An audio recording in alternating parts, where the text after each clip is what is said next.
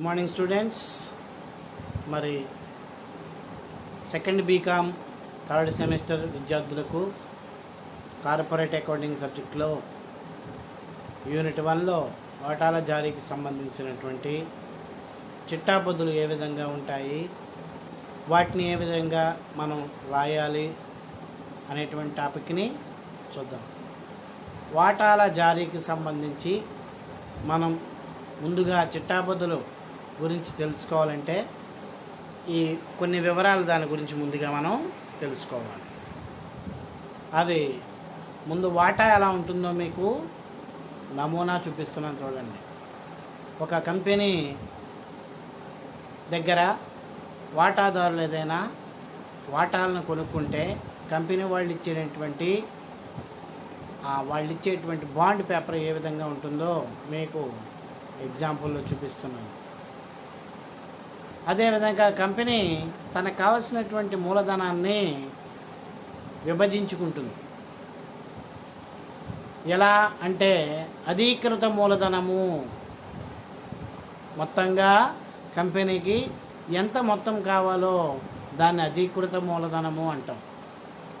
ఈ అధీకృత మూలధనం నుంచి ఎంత వాటాలను ప్రజలకి జారీ చేస్తుందో దాన్ని జారీ చేసిన మూలధనము అంటాం. జారీ చేసిన అన్ని వాటాలు కూడా ప్రజల నుంచి రావు. ప్రజలు ఎంతైతే చందా అవ్వడానికి లేదా చెల్లించడానికి ఒప్పుకున్నారో దాన్ని చందా అయిన మూలధనము అంటాం. ఈ చందా అయిన దాంట్లోంచి కంపెనీకి ఎంతైతే అర్జెంటుగా అవసరం ఉంటుందో దాన్ని పిలుపుల రూపంలో పిలుస్తుంది. దాన్ని పిలిచిన మూలధనము అంట. ఈ పిలిచిన మూలధనంలో అంటే కొన్ని వాటాలను కంపెనీ పిలుస్తుంది, మరికొన్ని పిలవదు. పిలిచేటువంటి వాటిని పిలిచిన మూలధనం అంటాం, పిలవని దాన్ని పిలవని మూలధనము అంటాం.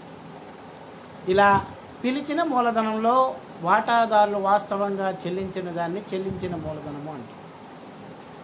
అంటే అధీకృత, జారీ చేసిన, చందా అయినా, పిలిచిన, చెల్లించిన ఈ మూలధనం కంపెనీ ప్రజల దగ్గర నుంచి ఈ విధంగా మూలధనాన్ని విభజించుకుని వసూలు చేస్తుందన్నమాట. మరి ఆ విధంగా మూలధనాలు విభజించి వసూలు చేసేటప్పుడు కంపెనీ ముందు వాటాదారులకి దరఖాస్తు రూపంలో అప్లికేషన్ అమ్ముతుంది. దాన్ని వాటా దరఖాస్తు అంటాం. తరువాత దరఖాస్తు చేసుకున్నటువంటి వాటాదారుల యొక్క వివరాలు ఆధారంగా ఏ వాటాదారులు ఎంతెంత వాటాలను అడిగారు, ఏ వాటాదారులకు ఎన్ని వాటాలు ఇవ్వచ్చు అనే దాన్ని బేస్ చేసుకుని వాటాదారులకు కేటాయింపడం జరుగుతుంది. అలాట్మెంట్ అంటాం. మొదటిది దరఖాస్తు, వాటా దరఖాస్తు అప్లికేషన్ పెట్టుకోవడం. రెండవది పెట్టుకున్నటువంటి అప్లికేషన్కి అలాట్ చేయడం, వాటాలని అలాట్ చేయడం అంటాం, కేటాయించడం. ఈ కేటాయించిన వాటాల్లో వాటాదారులు మిగిలినటువంటి మొత్తాన్ని పిలుపుల రూపంలో వసూలు చేస్తుంది. దరఖాస్తులో కొంత వసూలు చేస్తుంది, కేటాయింపుకు కొంత వసూలు చేస్తుంది. తర్వాత మొదటి పిలుపు, తుది పిలుపు అని పిలుపుల రూపంలో వసూలు చేస్తుంది. వాటిని పిలుపులు అంటాం. ఈ రకంగా వాటాల జారీకి సంబంధించిన దరఖాస్తు, కేటాయింపు, మొదటి పిలుపు, తుది పిలుపు అనే అంశాలు ఉంటాయి.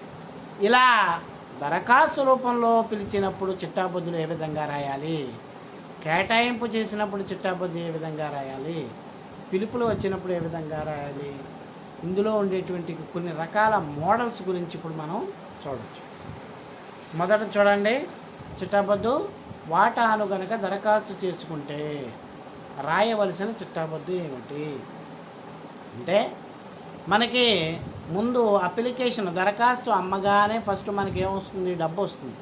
కాబట్టి ఇక్కడ డబ్బు రావడం అనేటువంటిది చెక్కు ద్వారా వస్తుంది. కాబట్టి బ్యాంకు ఖాతా అని మనం మెన్షన్ చేస్తాం. అంటే బ్యాంకు ఖాతా డేటా టు వాటా దరఖాస్తు ఖాతా అని రాయాలి ఫస్ట్. ఎందుకని ఈ డబ్బు దేని ద్వారా వస్తుంది, దరఖాస్తు ఇవ్వడం ద్వారా వస్తుంది. కాబట్టి బ్యాంకు ఖాతా డేటా టు వాటా దరఖాస్తు ఖాతా. రెండోది దరఖాస్తుపై వసూలైన సొమ్ము. ఈ దరఖాస్తు ద్వారా వచ్చినటువంటి అమౌంట్ని మూలధన ఖాతాకు మళ్లించాలి. అట్లా మళ్లించినప్పుడు మొదటి పద్దులో దరఖాస్తు క్రెడిట్లో ఉంది 2లో. ఈ మూలధన ఖాతాకు మళ్లించినప్పుడు ఏమవుతుంది? దరఖాస్తు డెబిట్కి వెళ్ళి మూలధనం క్రెడిట్ అవుతుంది.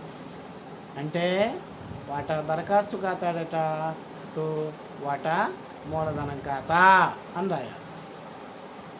ఈ విధంగా దరఖాస్తుపై 2 పద్దులు, ఒకటి బ్యాంకు ద్వారా సొమ్ము వసూలైనప్పుడు, రెండవది దరఖాస్తు రూపంలో వచ్చిన సొమ్ముని మూలధన ఖాతాకి మళ్లించినప్పుడు. ఒక్క దరఖాస్తు రూపంలోనే ఫస్ట్ బ్యాంకు పద్దు వచ్చి తర్వాత మూలధన పద్దు వస్తుంది. తర్వాత పద్దుల్లో ఈ పద్దులు తెరవలసి ఉంటాయి. ఇప్పుడు చూడండి, నెక్స్ట్ కేటాయింపు పద్దు చూడండి.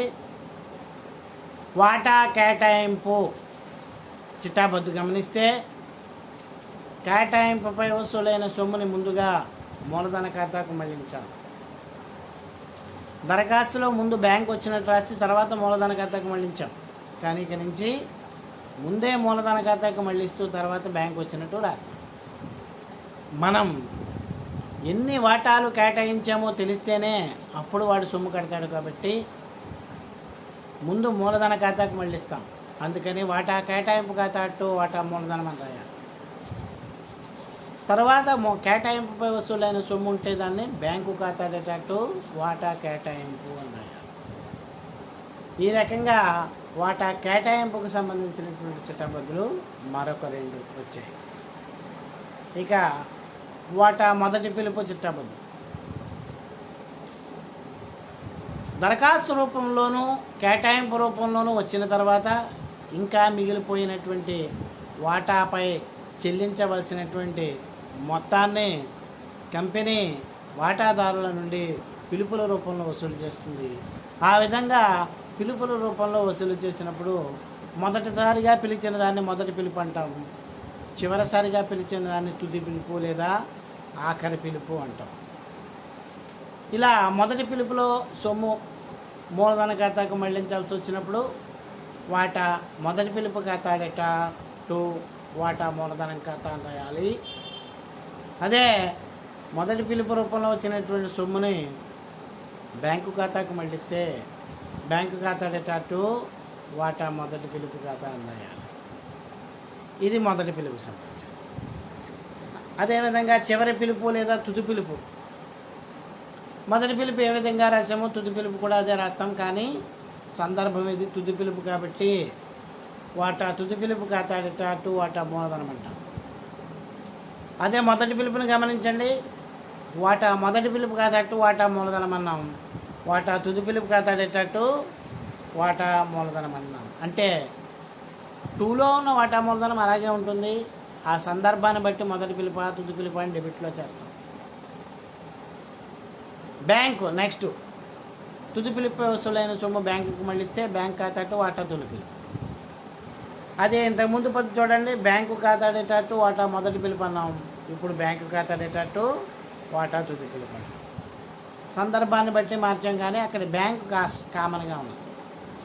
ఈ విధంగా దరఖాస్తుకి 2 పద్దులు, కేటాయింపుకి 2 పద్దులు, మొదటి పిలుపుకి 2 పద్దులు, తుది పిలుపుకి 2 పద్దులు, ఓవరాల్గా 8 పద్దులు ఉండేటువంటిది ఇది సాధారణ మోడల్. దీనికి సంబంధించినటువంటి లెక్క ఎలా ఇస్తాడో ఒకసారి గమనిద్దాం. ఎం కంపెనీ లిమిటెడ్ ఒక 2 లక్షల మూలధనంతో నమోదైందంట. మూలధనం 2 లక్షలు, వాటా ఒకటికి ఎంత 100 రూపాయలు. అంటే 2 లక్షల మూలధనం, ఒక్కొక్క వాటా రేటు 100 రూపాయలు. అంటే మనకి ఇక్కడ మూలధనం ఇచ్చాడు కాబట్టి మూలధనము బై వాటా రేటు పెట్టి కొడితే ఎన్ని వాటాలు వచ్చాయో మనకు తేలుతాం. అంటే ఇక్కడ 2 లక్షల వాటాలు బై 100 డివైడెడ్ బై చేస్తే మనకి 2000 వాటా ఈక్విటీ వాటాలు వచ్చాయి. ఈ 2000 ఈక్విటీ వాటాల్లో కంపెనీ వారు కేవలం 1000 వాటాలు మాత్రమే ప్రజలకి జారీ చేశారు. అంటే ఈ 2000 వాటాలు అధీకృత మూలధనం అవుతాయి.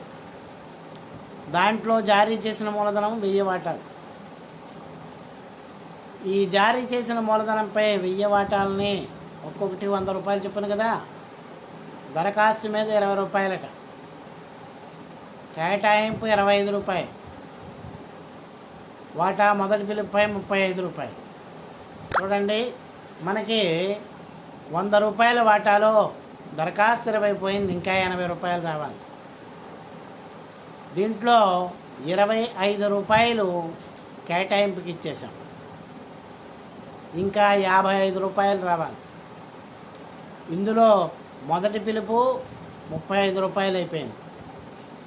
అంటే చివరిగా రావాల్సిందంత 20 రూపాయలు. ఎందుకని 20 రూపాయల దరఖాస్తు, 25 రూపాయలు కేటాయింపు, 45 రూపాయలు. మొదటి పిలుపు 35, 45, 35, 80 రూపాయలు అయిపోయింది. మన వాటా రేట్ ఎంత? 100 రూపాయలు. అంటే ఇంకా చెల్లించాల్సిందంత 20 రూపాయలు. దాన్ని మిగిలినది వాటా తుది పిలుపుపై, అంటే ఆ 20 రూపాయలని తుది పిలుపుకి రాయాలి. అలా జారీ చేసిన అన్ని వాటాలు చందా అయినట్టుగా భావించి చిట్టాపద్దులు రాయమన్నారు. ఇప్పుడు నేను ఎగ్జాంపుల్లో చెప్పినట్టుగా దరఖాస్తుకి 2 పద్దులు, కేటాయింపుకి 2, మొదటి పిలుపుకి 2, తుది పిలుపుకి 2, ఇలా 8 పద్దుల్ని కూడా రాసినట్లయితే ఈ ఉదాహరణ లెక్క అయిపోయింది. మరి మరొక మోడల్లో కండి, ఇప్పటిదాకా చెప్పుకున్న 8 చిట్టాపద్దులు కూడా సాధారణ మోడల్కి సంబంధించినవి. మరి లెక్కలో ఒక్కొక్కసారి వాటాలను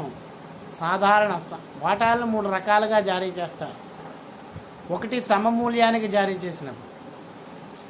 సమమూల్యానికి జారీ చేస్తే ఇందాక చెప్పిన 8 పద్దులనే రాస్తే సరిపోతుంది. ఏంటి సమమూల్యం అంటే 10 రూపాయలు విలువ గల వాటాని 10 రూపాయలకే జారీ చేయడాన్ని సమమూల్యానికి జారీ చేయడం అంటే. మరి ఇప్పుడు చెప్పేది ఏమిటి? వాటాలు ప్రీమియంతో జారీ చేసినప్పుడు, సొమ్ము వసూలైనప్పుడు అన్నా. అంటే కంపెనీకి బాగా డిమాండ్ ఉన్నప్పుడు 10 రూపాయల విలువ గల షేర్ని వాటా విలువని పెంచి 12 రూపాయలు కానీ అంతకు మించి పెంచి అమ్మితే మార్కెట్లో డిమాండ్ ఉంటే దాన్ని పెంచి అమ్మచ్చు. అట్లా సమమూల్యం రేట్ అంటే ముద్రిత విలువ కన్నా అదనంగా వాటాని అమ్మినట్లయితే దాన్ని ప్రీమియం అంటారు. ఇట్లా ఈ ప్రీమియం అనేటువంటిది కేటాయింపు సందర్భంలోనే వస్తుంది. అందుకనే మీరు గుర్తించాలి, ఇక్కడ 3వ పద్దు 4వ పద్దు అన్నారు. తేదీ దగ్గర గమనించండి, 3, 4 అని వేశాను. అంటే 1, 2 దరఖాస్తు రాస్తారు, 3, 4 అక్కడ మనం ఆల్రెడీ కేటాయింపు పద్దు రాసాం కదా పాత పద్దులు, ఆ ప్లేస్లో ఆ 2 పద్దులు తీసేసి ఇక్కడ చూపించేటువంటి 2 పద్దుల్ని రాస్తే ప్రీమియం మోడల్ అవుతుంది. ఇక్కడ ప్రీమియంకి జారీ చేస్తే చిత్రపద్దు ఏమిటి చూడండి, వాటా కేటాయింపు ఖాతాడిటార్ 2 వాటా మూలధనం 2 వాటా ప్రీమియం అని రాయాలి. అదేవిధంగా ప్రీమియం సొమ్ము వసూలైనప్పుడు బ్యాంకు ఖాతా 2 వాటా ప్రీమియం అని రాయాలి. అంటే ఇందాక చెప్పిన సాధారణ మోడల్లో మీరు 3వ పద్దు 4వ పద్దుని తీసేసి ఆ ప్లేస్లో ఈ 3వ పద్దు 4వ పద్దు రాస్తే ఇది 2వ మోడల్ అవుతుంది. మరి ఒకవేళ వాటాలను ప్రీమియంకి కాకుండా డిస్కౌంట్కి జారీ చేస్తే, సాధారణంగా కంపెనీకి డిమాండ్ ఉంటే దాన్ని ప్రీమియంకి జారీ చేస్తారు. ఎక్కువ డిమాండ్ ఉంటే అసలు రేటు కన్నా ఎక్కువ రేటుకి వాటాలని మార్కెట్లో అమ్ముతారు వాటాదారులు. కానీ కంపెనీకి తగినంత డిమాండ్ లేదు. అప్పుడు కంపెనీ తన అవసరాల కోసం ఏం చేస్తుందంటే వాటా యొక్క అసలు విలువ కన్నా తక్కువ రేటుకి అమ్ముతుంది. అంటే 10 రూపాయల విలువ గల వాటాను 9 రూపాయలకే జారీ చేస్తుంది. మొదటి పద్ధతిలో 10 రూపాయలని 10 రూపాయలకే జారీ చేయడం, ఈక్వల్ వాల్యూ. రెండవది ప్రీమియం, 10 రూపాయలని 12 రూపాయలకు జారీ చేయడం, ఎక్కువ వాల్యూ. ఇప్పుడు డిస్కౌంట్ 10 రూపాయలని 9 రూపాయలకే జారీ చేయడం, ఇది డిస్కౌంట్. మరి డిస్కౌంట్ మోడల్ను కూడా కేటాయింపు సందర్భంలోనే రాయాలి. అందుకని ఇక్కడ కూడా మనం 3, 4 రాసాం. అంటే వాటా కేటాయింపు ఖాతా డెటార్, వాటా జారీపై డిస్కౌంట్ ఖాతా డెటార్, 2 వాటా మూలధనం ఖాతా. అదేవిధంగా బ్యాంక్ వసూలైనప్పుడు బ్యాంక్ ఖాతా టు వాటా కేటాయింపు ఖాతా అని రాయాలి. ఇక్కడ కూడా దరఖాస్తు 1, 2 పద్దులు రాసిన తర్వాత 3, 4 పద్దుల్ని వీటిని కేటాయింపు సందర్భంలో ఉన్న అక్కడ మనం రాయగలిగితే మొదటి పిలుపు తుది పిలుపు మళ్ళీ అవే పద్దులు పాతవే. అది డిస్కౌంట్ మోడల్. నెక్స్ట్ ఇప్పుడు గమనించండి, ఈ పద్ధతిలో కంపెనీ అవసరమైనటువంటి వాటాల కన్నా అదనపు వాటాలు వస్తాయి. అంటే కంపెనీ ఒక 20,000 వాటాలను జారీ చేసిందనుకోండి, ప్రజల దగ్గర నుంచి వాటాదారుల దగ్గర నుంచి అంతకంటే ఎక్కువ అంటే 25,000 వాటాలు వచ్చినట్లయితే 25,000 వాటాలు వచ్చినట్లయితే అట్లా వచ్చినటువంటి మొత్తాన్ని అదనపుగా దరఖాస్తులు రావడం అంటారు. అదనపు వాటాలపై దరఖాస్తు సొమ్ము రావడం అంటారు. అలాంటి పద్ధతుల్లో ఇక్కడ దరఖాస్తులో ఈ మార్పు వస్తుంది. డిస్కౌంట్ మోడలు, ప్రీమియం మోడలు కేటాయింపు సందర్భంలో వస్తుందన్న, కానీ ఇక్కడ ఫస్ట్ దరఖాస్తులోనే వస్తుంది. బ్యాంకు ఖాతా డేటా టు వాటా దరఖాస్తు ఖాతా అని చెప్పి మొత్తం ఎన్ని వాటాల మీద వచ్చిందో అన్ని వాటాలకి ఇక్కడ చిట్టాపద్దు రాసి, రెండవ పద్దు అదనంగా ఎన్ని వాటాలు వచ్చాయి, వాటిని ఏ విధంగా సర్దుబాటు చేస్తున్నారో ఆ సర్దుబాటు అనుసారం రాయాలి. అంటే వాటా దరఖాస్తు ఖాతా డేటా టు వాటా మూలధనం అని రాసేసి తర్వాత బ్యాంకుకి వాపస్ చేస్తే టు బ్యాంక్ అని రాయాలి. కేటాయింపుకి సర్దుబాటు చేస్తే టు కేటాయింపు అని రాయాలి. మొదటి పిలుపుకి సర్దుబాటు చేస్తే మొదటి పిలుపు, తుది పిలుపు సర్దుబాటు చేస్తే తుది పిలుపుకి కూడా రాయాలి. ఆ విధంగా మనం దరఖాస్తు రాస్తాం. ఇక పిలుపులలో బకాయిలు లేదా ముందుగా పిలుపులు వచ్చినాయి. ఇది మరొక మోడల్. అంటే మనం పిలిచినటువంటి వాటాదారులు ప్రాపర్గా పిలుపులపై సొమ్ము చెల్లించిందా ప్రభు అంటే ఇక్కడ 2 రకాల పద్ధతులు ఉన్నాయి. పిలుపులపై సొమ్ము అడ్వాన్స్గా చెల్లించడం ఒకటి, చెల్లించకపోవడం ఒకటి.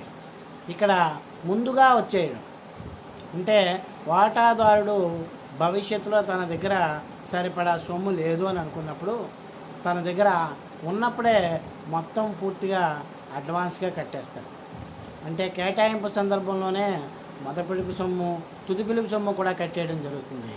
అలా పిలుపులలో బకాయిలు ముందుగా వచ్చేస్తే దానికి మనం ఏం రాయాలి?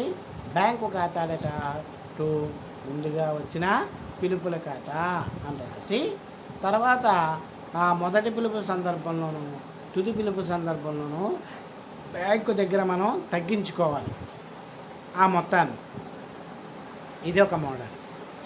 నెక్స్ట్ వాటాల జప్తు. కొన్ని సందర్భాల్లో వాటాదారులకి మనం వాటాలను కేటాయించిన తర్వాత ఏవైనా వాటాదారుడు వాటికి కేటాయించినటువంటి వాటాలపై సొమ్ము చెల్లించకపోతే చెల్లించని వాటాలని డైరెక్టర్లు వాటాదారులకు నోటీసులు ఇచ్చి అయినా కూడా వాటాదారులు స్పందించకపోతే చివరిగా ఒక తీర్మానం చేసి ఆ వాటాలని జప్తు చేస్తారు. అట్లా వాటాలు జప్తు చేస్తే కనుక ఈ క్రింది చిట్టాబద్దు రాయాలి. చూడండి, వాటా మూలధనం ఖాతా డేటా జప్తు చేసిన వాటాలపై పిలిచిన మూలధనం. ఒకవేళ జప్తు అయ్యే టైంకి ఆ వాటా ప్రీమియంతో జారీ చేసి ఉంటే కనుక వాటా ప్రీమియం ఖాతా డేటార్ అని రాయాలి. అట్లాగే టు పిలుపుల ఖాతా అంటే మొదటి పిలుపు ఎంత వచ్చింది, తుది పిలుపు ఎంత వచ్చింది, ఆ మొత్తం కూడా ఇక్కడ 2లో రాయాలి. ఒకవేళ వాటా డిస్కౌంట్కి జారీ చేస్తే ఇక్కడ డిస్కౌంట్ మెన్షన్ చేయాలి. ఇక రాని మొత్తాన్ని టు జప్తు ఖాతాకి మళ్ళించాలి.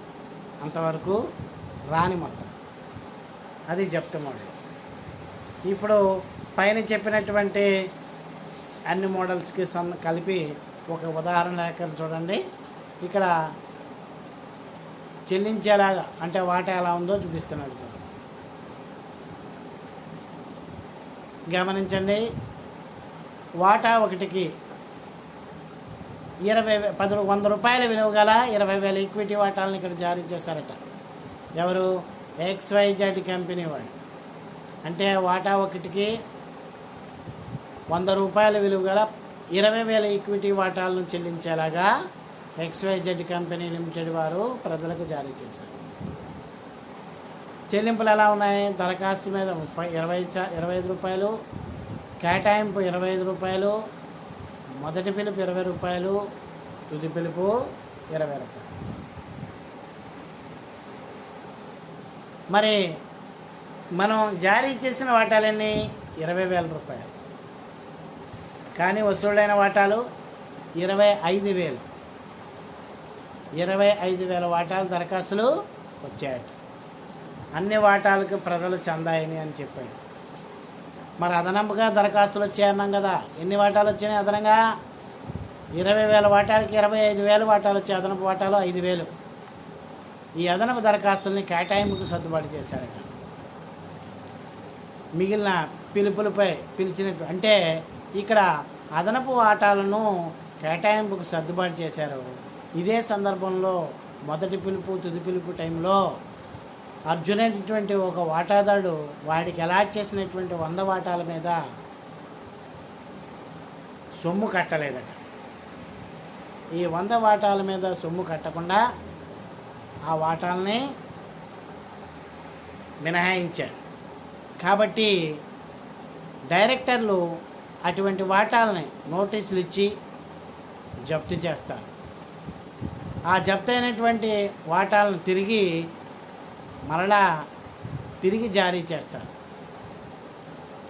తిరిగి జారీ చేసినప్పుడు ఇక్కడ 75 రూపాయలకి పూర్తిగా చెల్లించిన వాటాగా జారీ చేశారండి. ఇక్కడ 75 రూపాయలు అన్న మ్యాటరు పూర్తి స్థాయిలో పడలేదు, అందుకని నేను చదివి వినిపిస్తున్నాను. 75 రూపాయలకు జారీ చేశారు. వాటా విలువ 100 రూపాయలు, కానీ ఇక్కడ 75 రూపాయలకే తిరిగి జారీ చేశారు. అంటే 25 రూపాయలు డిస్కౌంట్ ఇచ్చారన్నమాట. ఈ విధంగా ఈ మోడల్ యొక్క లెక్కలు ఈ విధంగా ఉంటాయి. మరి ఈ లెక్కలు ఏ విధంగా ఉంటాయి అనేటువంటిది ఒక్కొక్క మోడల్ని మళ్ళీ మనం విడివిడిగా సపరేట్ వీడియోలో చెప్పుకోవచ్చు. అంతవరకు ఈ చిట్టాబద్దులు బాగా చదివి నేర్చుకోవాల్సిందిగా కోరడం. Thank you.